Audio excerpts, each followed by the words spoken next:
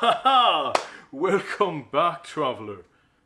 A story about the year of the tiger, you say? Well, I think that you mean the year of the lion. Oh, so you don't know? Well, why don't you head on into the back, grab a drink, grab a seat. I've got a story for you.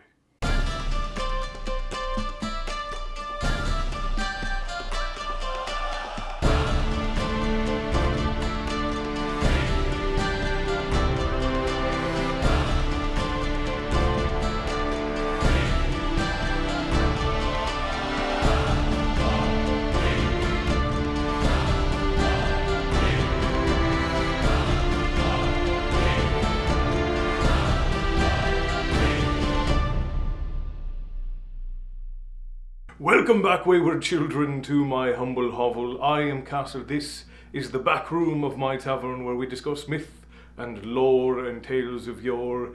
Most specifically and usually sets of stories that are handed down through my family. But today we are talking about the year of the tiger. For those of you who don't know, the Chinese Zodiac travels in year cycles. So every year during New Year it becomes the year of a particular animal, and this year it is the year of the tiger. But what many of you may not know is that it was not originally intended to be the year of the tiger. No. The tiger had to earn his throne, earn his place amongst the honored zodiac.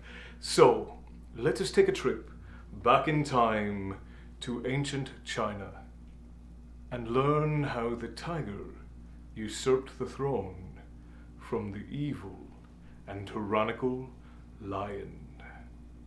Long ago in ancient times, the lion was the king of the zodiac. He was the king of all of the animals.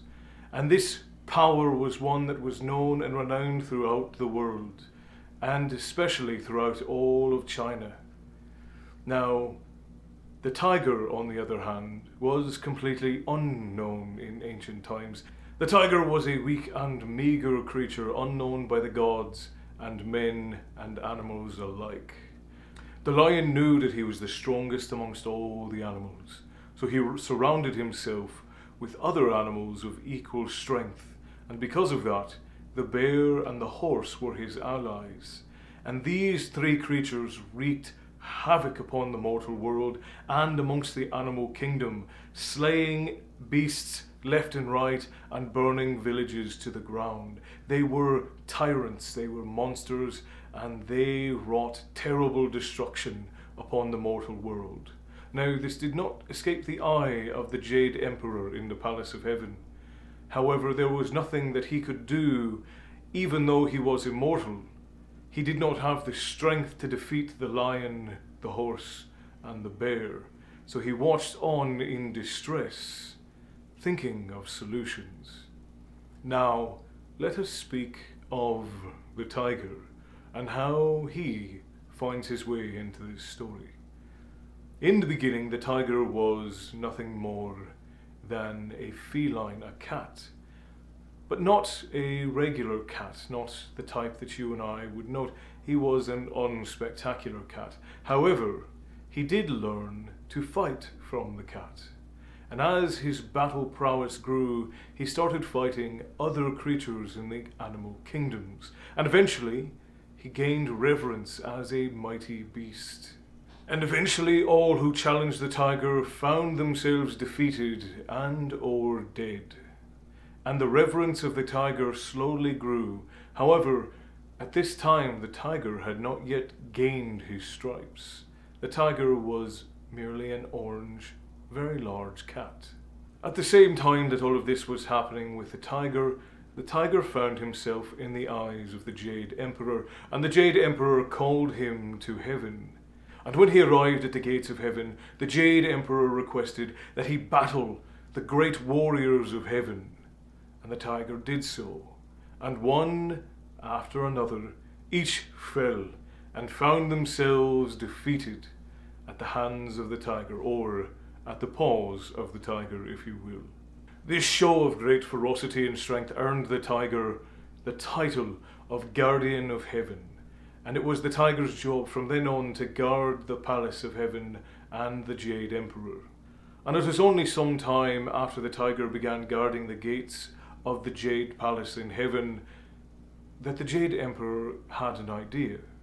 Perhaps the ferocious guardian of heaven might stand a chance against the ferocious beasts of the animal kingdom. So the Jade Emperor called once again on the tiger and sent him down to the animal kingdom to face the lion, the bear, and the horse. And the tiger said to the Jade Emperor that he would only do so if he could be rewarded by the gods. And the Jade Emperor readily and happily agreed to the tiger's stipulations. And thus the tiger set off to the land and kingdoms of animals and men to face the mighty and ferocious lion, bear, and horse. Once he found himself faced with the lion, a ferocious battle happened between the two, and the tiger found himself victorious. And in doing so, struck fear into the heart of the horse and the bear, and they fled into the forest behind the leaves where no one goes and no one ever returns. And so thus the tiger returned to heaven to receive his prize and received 3 horizontal lines, his first stripes, across his forehead. This was not the last of the trouble of the evil animals of the original Zodiac, though not necessarily evil, but ferocious and tyrannical. For sometime later, a great and powerful magical turtle appeared and started flooding the earth with great torrents of water, making it so that man and animal could not live or survive on the land without being washed away by his great torrents. And once again, the Jade Emperor called on the tiger. And the tiger once again said, "I will do this, but only if the gods once again reward me." And the Jade Emperor once again readily agreed. So the tiger once again returned to the kingdoms of man and animal and faced the mighty and magical turtle, and after a ferocious battle cracked his shell and pulled his heart from within it, and found himself once again victorious.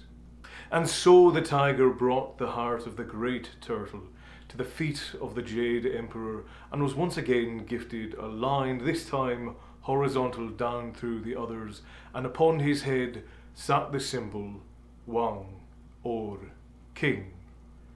And from then on the tiger was the king of the Chinese Zodiac, and he watched over and reigned over the kingdom of animals and men at the behest of the Jade Emperor.